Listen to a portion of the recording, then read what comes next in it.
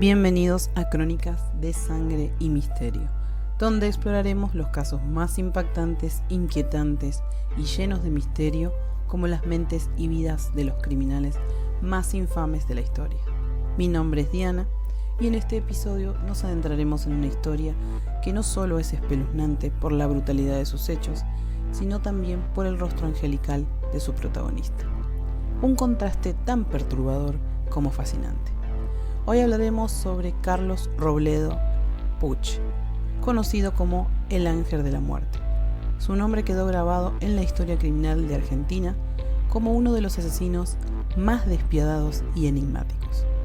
Así que pónganse cómodos y prepárense para sumergirse en una historia que les hará preguntarse si el mal más puro se esconde detrás de la inocencia más aparente.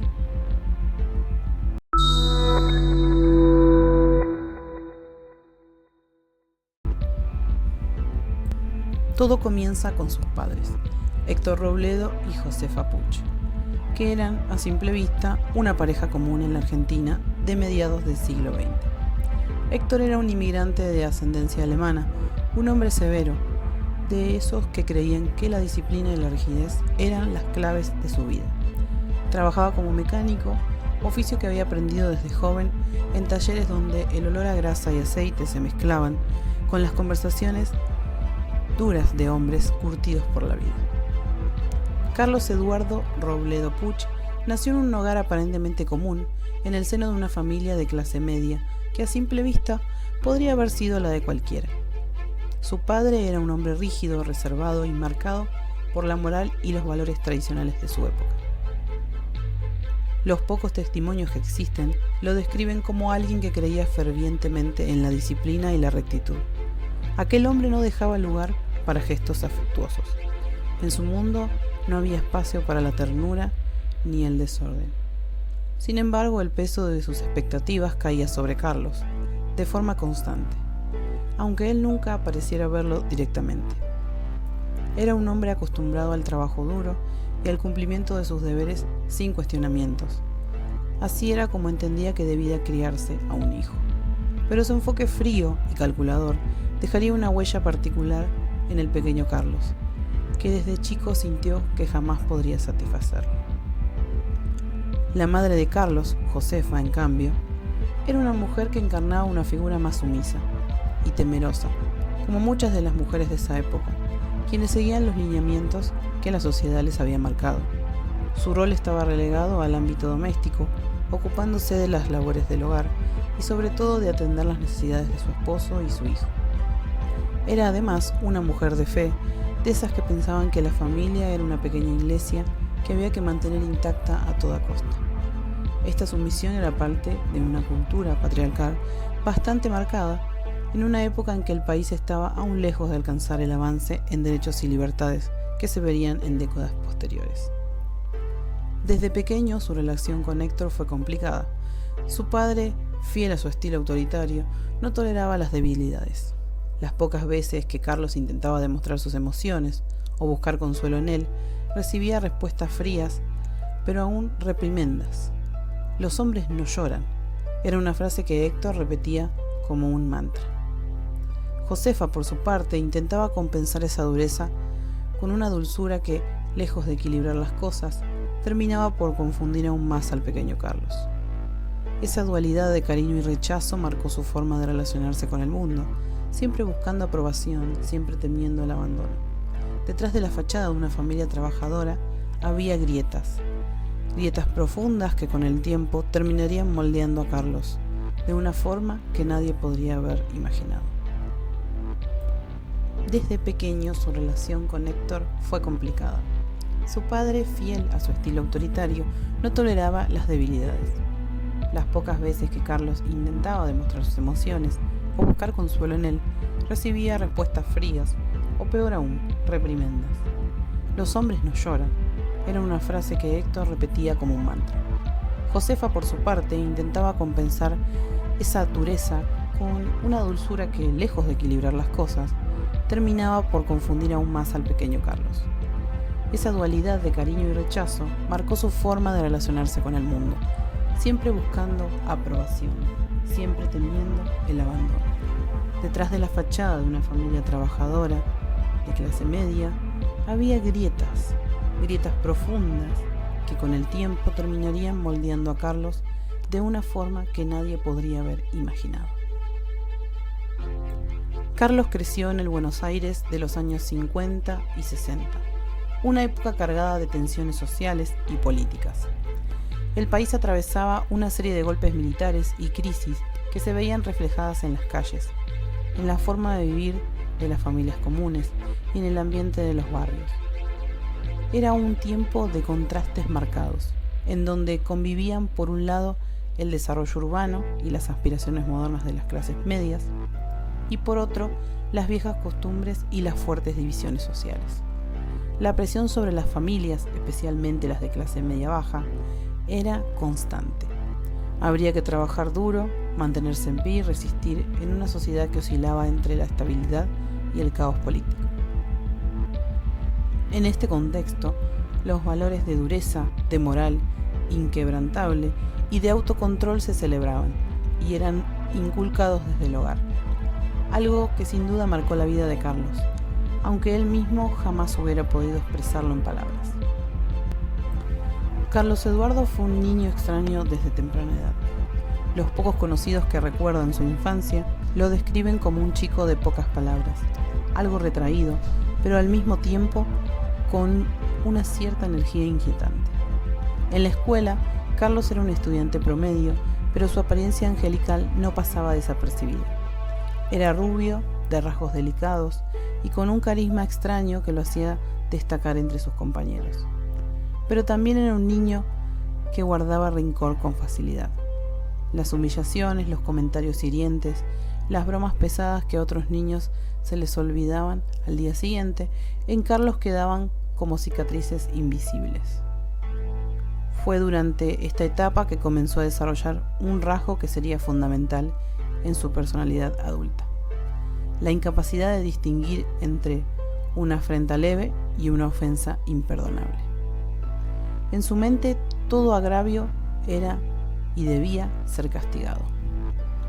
No era común ver que se relacionara con otros niños del barrio. Su mirada era penetrante y parecía analizar todo con una inteligencia calculadora, casi fría. A medida que crecía, aquella aparente calma escondía una inquietud interna que nadie en su entorno llegó a notar. Su familia jamás sospechó nada fuera de lo común. Después de todo, en los años 60, los problemas emocionales o psicológicos no se trataban como se hace hoy en día. Aquellos conflictos internos que pudieran desarrollarse en la mente de un niño se solían ignorar y las advertencias, si alguien llegaba a darlas, eran rápidamente desechadas como cosas de niños. Pero en el caso de Carlos, su infancia se desarrollaba en medio de una creciente desconexión con la realidad y las emociones de los demás. Aunque cumplía con las expectativas familiares, dentro de él se forjaba un perfil frío, casi clínico, en la manera de ver el mundo. El joven Carlos, en su aislamiento, comenzó a conseguir una suerte de fantasía en la que él era una figura poderosa, inmune al sufrimiento o al dolor. Tal vez era la forma de rebeldía silenciosa contra las rígidas expectativas de su padre, o una respuesta a la falta de afecto real en su hogar. Pero aquel distanciamiento emocional se fue convirtiendo en algo más oscuro y profundo, algo que ni él propio podría controlar años después. Cuando Carlos llegó a la adolescencia, comenzó a mostrar una faceta aún más perturbadora. A esa edad ya era un chico alto y apuesto, con rasgos angelicales que le daban un aire de inocencia engañosa. Se había convertido en alguien capaz de manipular con su sola presencia. Sin embargo, detrás de esa imagen de muchacho encantador se escondía una mente cada vez más peligrosa y llena de fantasías macabras. Al crecer en una época en la que los crímenes violentos eran considerados aberraciones impensables en su entorno, Carlos comenzó a desarrollar una especie de fascinación por el control absoluto sobre la vida y la muerte. Observaba a las personas que lo rodeaban como si fueran piezas de un juego, objetos que podía manejar a su antojo. La figura de Carlos comenzó a perfilarse en los barrios de San Isidro y Olivos, zonas donde clases acomodadas y los barrios menos privilegiados coexistían en una tensión constante. Con el tiempo encontró en el pequeño grupo de amigos que logró formar una válvula de escape. Entre ellos estaba Jorge Ibáñez, su cómplice en la mayoría de sus crímenes. Jorge era todo lo que Carlos no era: extrovertido, seguro de sí mismo y con una inclinación natural hacia el riesgo. Juntos formaron una dupla que pronto empezaría a caminar por el lado oscuro. Al principio eran travesuras: robar cigarrillos, colarse en lugares prohibidos, pequeños aspectos de rebeldía que les hacían sentir poderosos. Pero esos pequeños delitos fueron solo el comienzo. Carlos Eduardo y Jorge iniciaron su camino en el mundo del crimen en el año 1971. Al principio sus actos, que parecían una forma de desafío en la sociedad, una especie de rebeldía extrema que les daba una sensación de poder y control. Pero en Carlos aquellos actos despertaron algo mucho más profundo. Para él no era suficiente robar. La adrenalina que sentía era, en realidad, un impulso violento que crecía en cada acto y que pronto lo llevaría a cometer su primer asesinato. El 15 de marzo de 1971, Carlos Eduardo Robledo Puch y Jorge Ibáñez irrumpieron en una tienda de motocicletas en Olivos. La escena que siguió fue brutal y calculada. Robledo Puch, en un acto que parecía casi premeditado, disparó contra el dueño de la tienda, matándolo instantáneamente. Su víctima fue Manuel Acevedo, un hombre trabajador que, según los informes policiales, en un acto que parecía más un capricho que una necesidad, recibió un disparo a quemarropa, acabando con su vida en el acto. Según los peritos, la bala atravesó el pecho de Acevedo, provocándole una muerte inmediata. Su informe de autopsia reveló que no hubo signos de lucha, lo que significaba que Acevedo no tuvo tiempo ni de reaccionar. Ese primer asesinato marcó un antes y un después en la vida de Carlos. Para él, esa sensación de control absoluto sobre la vida de otro ser humano era algo embriagador, algo que no tardaría en buscar una y otra vez. Carlos comenzó a cometer una serie de crímenes en los que cada vez mostraba menos compasión y más frialdad. Sus víctimas eran en su mayoría personas indefensas, dueños de locales y trabajadores nocturnos, todos aquellos que por alguna razón quedaban expuestos a sus instintos asesinos. Los informes de las autopsias revelaban una violencia extrema, con disparos a quemarropa y heridas que dejaban en evidencia una falta total de empatía por la vida humana. Los registros policiales de la época empezaron a acumular crímenes sin resolver, con características que apuntaban a un asesino sin remordimientos. Alguien que no buscaba ocultarse, sino que parecía disfrutar de la incertidumbre y el miedo que sus actos provocaban en la sociedad. A medida que los crímenes continuaban, la policía comenzó a sospechar que aquellos asesinatos no eran simples robos violentos, sino que había detrás de ellos un patrón de psicopatía que marcaba cada escena de un modo particular. Después del primer asesinato, algo en Carlos cambió para siempre. Si antes ya mostraba una indiferencia inusual, ahora el asesinato parecía haberle otorgado una especie de liberación. Una puerta que jamás debía haberse abierto estaba ahora desbordada de sus impulsos más oscuros. En los días posteriores, quienes lo conocían notaron que su frialdad había tomado un matiz más intenso, pero al mismo tiempo Carlos mantenía su fachada angelical, una apariencia de tranquilidad y serenidad que descolocaba a quien podía intuir algo que no estaba fuera de lugar. Nadie imaginaba que este joven, casi un niño, podía albergar una brutalidad tan despiadada. Tras este crimen, los dos amigos continuaron su carrera delictiva, cada uno con más audacia y menos remordimientos. Una noche ingresaron en un boliche nocturno, enamorada del griego, en Vicente López. Allí trabajaba la segunda víctima de Carlos, una joven llamada Mónica García, de 23 años, quien cumplía su turno como encargada de la caja registradora. Mónica era conocida por su carácter amable y su sonrisa fácil, y muchos de los clientes habituales del lugar la consideraban un alma buena en un ambiente a veces un poco sombrío.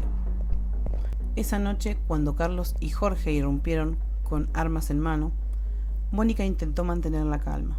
Según los testimonios de los clientes que sobrevivieron, la joven incluso les ofreció el dinero de la caja para evitar problemas. Pero a Carlos no le bastó. Sin medir palabra, le disparó en la cabeza. Los testigos recordaron que después del disparo, Carlos se detuvo un segundo como si estuviera admirando su propia obra. Luego simplemente se dio vuelta y salió junto a Ibáñez, dejando a los presentes paralizados por el miedo. Mónica murió en el acto y su cuerpo fue encontrado detrás del mostrador, aún con las manos levantadas en gesto de súplica. El informe de la autopsia señaló que el disparo fue certero y directo, el indicio de la sangre fría con la que Carlos ejecutaba sus crímenes. El ambiente en el que Carlos se movía no ayudaba. La Argentina de los años 70 estaba atravesada por una tensión social y política creciente.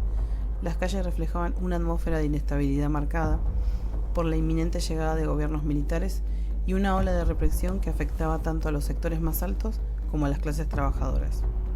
En este contexto de violencia latente, el miedo y el resentimiento formaban parte de la vida cotidiana. Y Carlos absorbía esa sensación, como si se alimentara de la frágil estabilidad de su entorno para justificar su propia descomposición moral. Carlos Eduardo continuó su camino criminal junto a Jorge Ibáñez y empezaron a planear crímenes con una estrategia fría y calculadora. A diferencia de otros delincuentes de la época, su objetivo no parecía ser el dinero o los objetos de valor. Para Carlos lo esencial era el acto en sí, el control absoluto sobre la vida y la muerte, y cada crimen lo acercaba más a aquella sensación de omnipotencia que tanto ansiaba. Las investigaciones policiales comenzaron a mostrar un patrón. Los informes forenses detallaban que las víctimas eran asesinadas con disparos a quemarropa, y en todos los casos había un nivel de violencia que sugería una total indiferencia hacia el dolor o el sufrimiento ajeno. Los oficiales desconcertados sospechaban que estaban tras los pasos de un asesino sin compasión, alguien que no solo mataba, sino que parecía disfrutar de ello. Sin embargo, la falta de pistas claras dificultaba la investigación, y las autoridades empezaron a acumular expedientes sin resolver. En aquellos días, los titulares de los diarios locales comenzaban a hablar del asesino en serie, aunque nadie imaginaba que se trataba de dos jóvenes que apenas salían de la adolescencia. Posteriormente, Carlos comenzó a distanciarse emocionalmente de su compañero Jorge. Para él, la compañía de Ibáñez era solo una herramienta para llevar a cabo sus planes. En el fondo, Carlos no sentía ninguna lealtad ni afecto. Simplemente lo necesitaba para cubrir su rastro, y quizás para sentir una especie de superioridad. Así que cuando durante uno de los robos, Jorge intentó cuestionar una de las decisiones de Carlos, este lo miró fijamente y le hizo entender sin palabras que él era quien tenía el control. A partir de entonces, Ibáñez comenzó a mostrar cierto temor hacia Carlos, pero a la vez esa mezcla de fascinación y miedo lo mantenían atado a él, sin poder escapar de la influencia oscura de su amigo. El tercer crimen fue el que consolidó a Robledo Puch como una verdadera amenaza para la sociedad.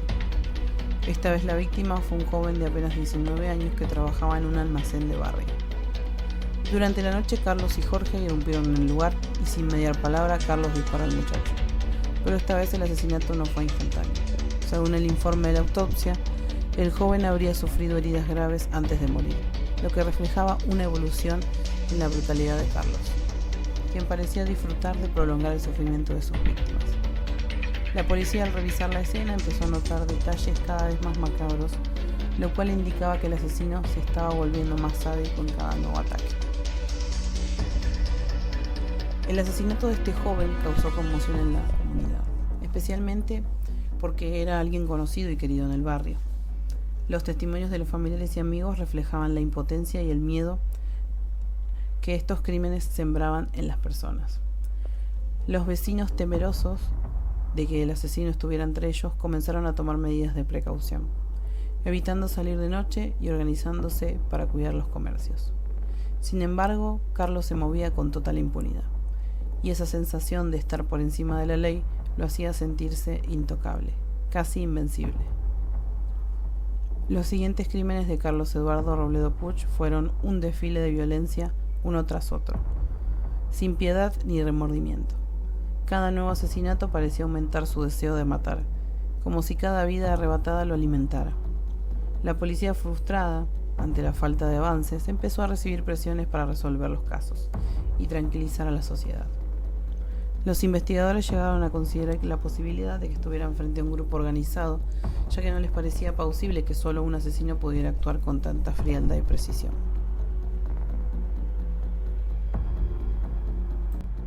Con cada crimen, Carlos Eduardo se iba sintiendo más cómodo en su rol de asesino. El apodo de El Ángel de la Muerte comenzó a resonar en los barrios de San Isidro y Olivos, a medida que el miedo se propagaba entre los vecinos.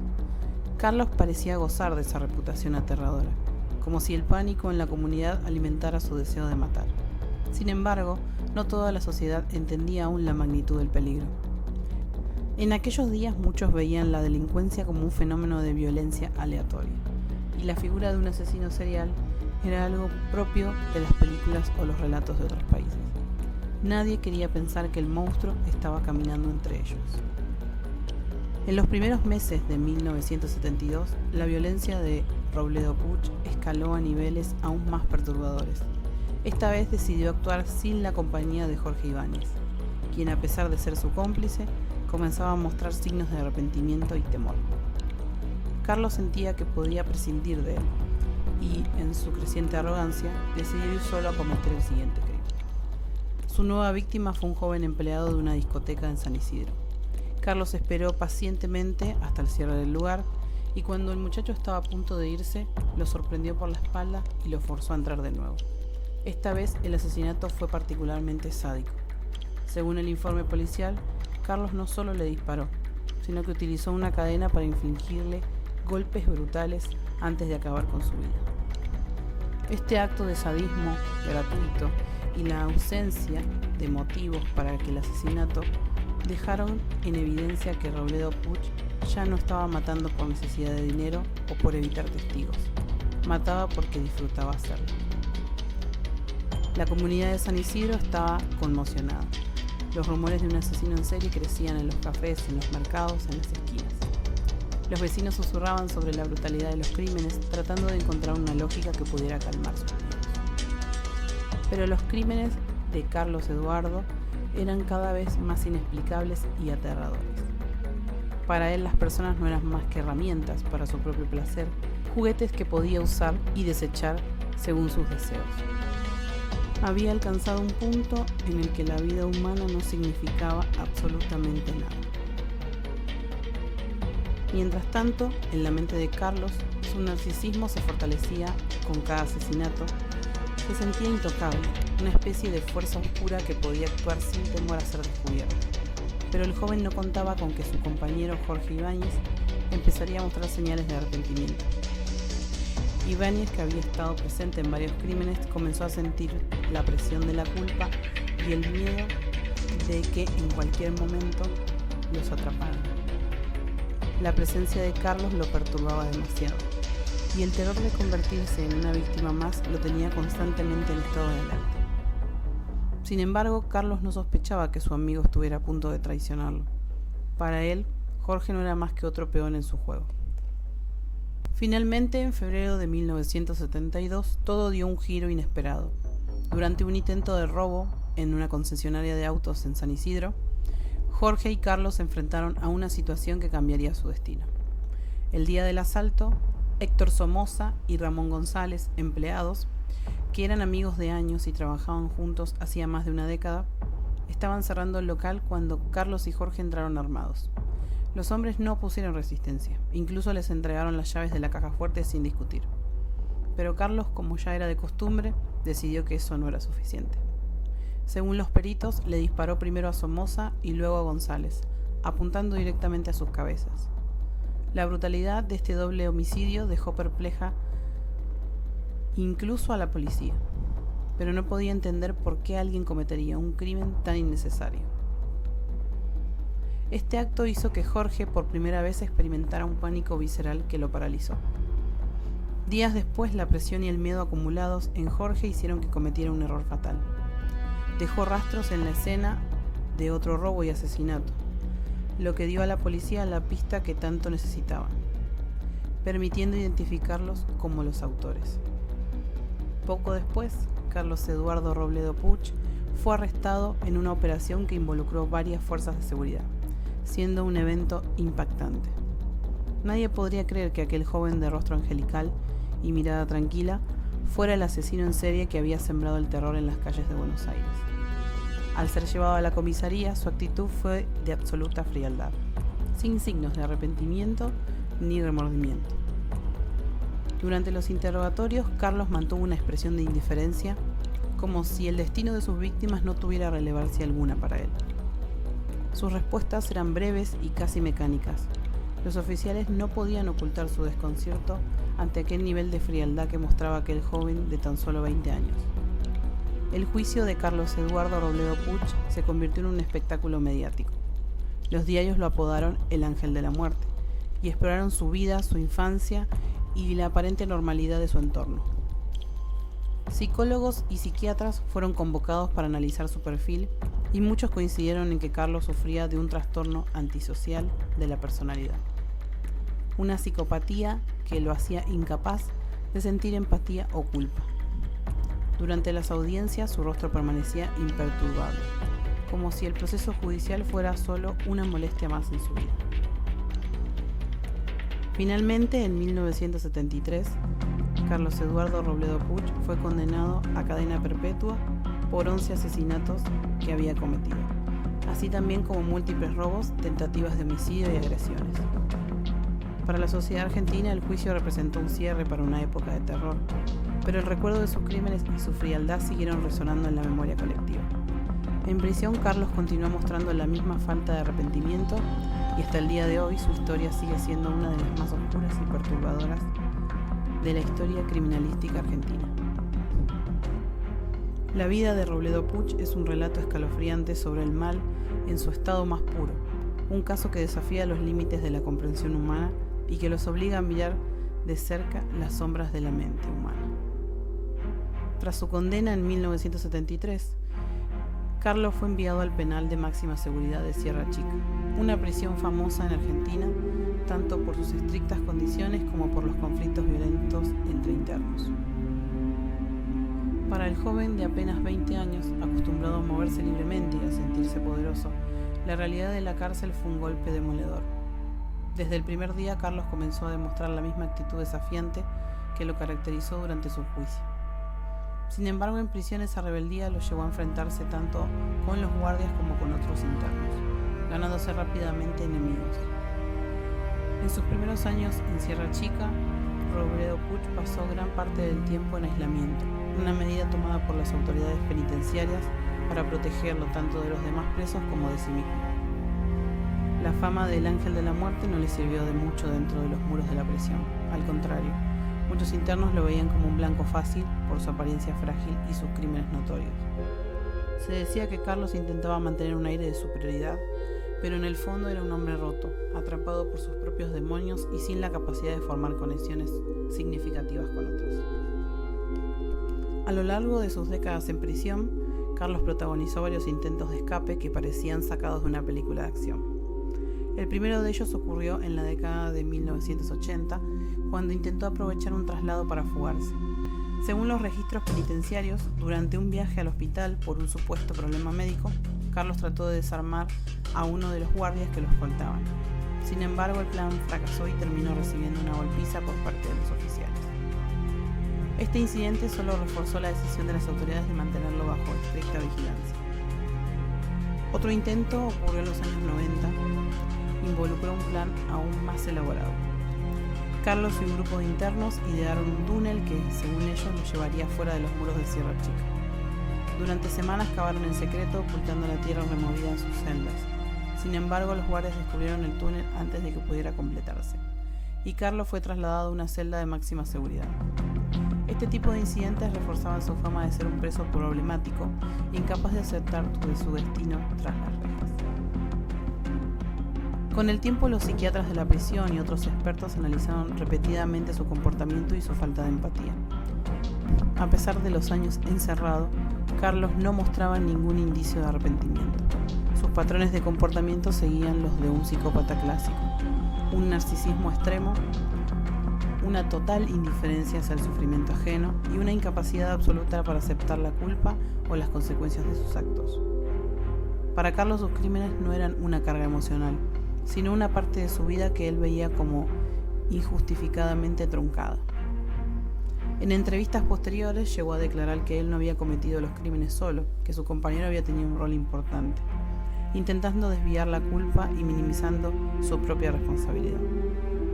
Con el paso de los años, Robledo Puch empezó a recurrir a la vía legal para buscar una salida. Desde los años 2000 comenzó a presentar solicitudes para acceder a salidas transitorias y eventualmente conseguir una libertad condicional. Sus argumentos solían basarse en el tiempo cumplido, ya que para entonces llevaba más de 3 décadas en prisión y, por supuesto, sin ningún cambio de actitud. Sin embargo, estas solicitudes fueron rechazadas. El sistema judicial penitenciario argentino consideraba que Carlos seguía siendo un peligro para la sociedad. Los informes psicológicos y psiquiátricos realizados a lo largo de los años indicaban que su personalidad no había cambiado significativamente. Seguía mostrando rasgos psicopáticos y una ausencia de remordimiento genuino por sus crímenes. Además, la brutalidad de sus actos y la falta de colaboración con el programa de reinserción social le jugaron en contra. Uno de los momentos más problemáticos ocurrió en 2013, cuando Carlos presentó una nueva solicitud de libertad condicional, alegando que en su encarcelamiento por tantos años equivalía a una condena de muerte en vida.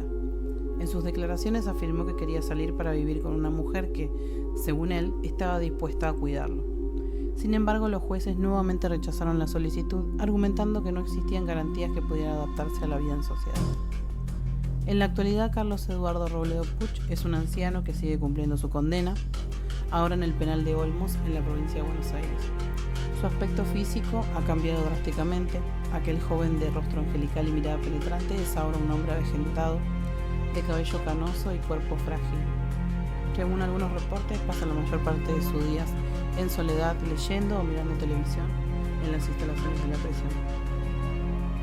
Su salud también se ha deteriorado con los años, enfrentando problemas respiratorios y otras afecciones propias de la edad. A pesar de las décadas transcurridas, Carlos sigue despertando curiosidad y temor entre quienes lo conocen. Según las fuentes penitenciarias, mantiene un comportamiento reservado y rara vez interactúa con otros internos.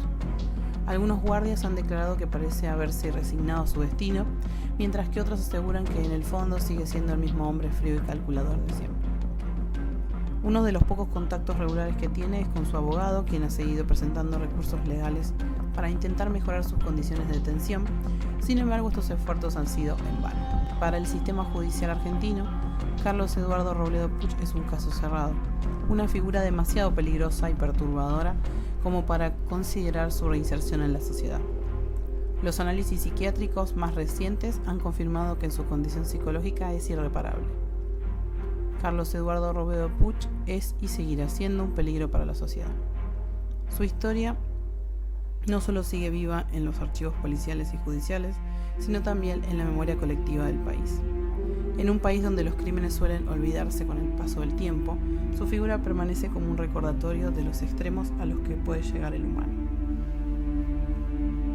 Su apodo, el Ángel de la Muerte, sigue siendo una de las primeras cosas que vienen a la mente al hablar de los asesinos más notorios de la Argentina. Hoy Carlos vive sus días como un espectro del pasado, un hombre al que alguna vez creyó podía desafiar las reglas del mundo, pero que terminó atrapado para siempre en los muros que él mismo ayudó a construir. Su leyenda fue creciendo y transformándose en una especie de símbolo oscuro de la década de los 70. Al pasar de los años, en vez de disiparse, el misterio en torno a Carlos se profundizó. Su rostro seguía manteniendo ese aire angelical y su mirada fría parecía un recordatorio constante de la peligrosidad que él mismo representaba. Los estudios señalan que la psicopatía es una combinación compleja de factores biológicos, genéticos y ambientales. Es como si en ciertos individuos el cerebro tuviera cables cruzados, partes que nunca lograron desarrollarse en el modo en que lo hacen la mayoría de las personas. Lo perturbador de la psicopatía es que justamente es su capacidad de camuflaje. A diferencia de otros trastornos mentales, se suelen ser más visibles y afectar a la vida social de la persona. Los psicópatas pueden pasar inadvertidos, incluso ser encantadores y manipuladores. Esa capacidad de adaptarse es lo que más hace el mal, que representa que sea tan aterrador. Robledo Puch, con su rostro angelical y su mirada aparentemente inofensiva, parecía el menos de los probables asesinos. Pero detrás de esa apariencia había una mente calculadora y sin escrúpulos, un vacío emocional que lo convertía en un peligro mortal para todos los que lo rodeaban. Entonces, ¿es posible prevenir que una persona así se convierta en un asesino? Es una pregunta difícil. Las teorías actuales sugieren que, en casos de psicopatía grave, la rehabilitación es casi imposible. La ausencia de empatía, de remordimiento y de conexión emocional no se puede enseñar ni recuperar en quienes nunca lo han sentido. Sin embargo, la detección temprana podría al menos evitar que llegue a ser mal. La naturaleza del mal, encarnada en Carlos Eduardo Robledo Puch, permanece como un enigma que nunca terminaremos de comprender del todo. Por lo que verdaderamente inquietante es, en algunos casos, el mal no necesita motivos. Simplemente existe como si se gestara en silencio en la mente de aquellos que nacen sin la capacidad de sentir lo que hace a los demás seres humanos. Hasta hoy el ángel de la muerte sigue siendo uno de los prisioneros más temidos y vigilados del sistema penitenciario. Su historia continúa fascinando a criminólogos, periodistas y aficionados de relatos de los crímenes, quienes encuentran en él un caso atípico y aterrador. Y aunque hayan pasado más de 5 décadas desde sus primeros crímenes, la pregunta persiste en la sociedad argentina. ¿Cómo un joven de aspecto angelical y vida aparentemente común se convirtió en uno de los asesinos más temidos de la historia? La respuesta quizá nunca sea satisfactoria, porque Carlos sigue siendo un enigma, una sombra que recuerda que el mal a veces no tiene explicación. Su historia nos confronta con una de las preguntas más antiguas y desconcertantes de la humanidad. ¿De dónde proviene el mal? ¿Nace con nosotros o es algo que crece y se forma, alimentado por circunstancias, traumas o aspectos ocultos de la vida? En el caso de Robledo Puch, esas preguntas parecen no tener respuestas claras. Con una infancia aparentemente normal, una apariencia que cualquiera podría confundir con la inocencia, la brutalidad de sus actos desafía toda lógica. Y en esta última instancia nos obliga a explorar los rincones más oscuros de la mente humana.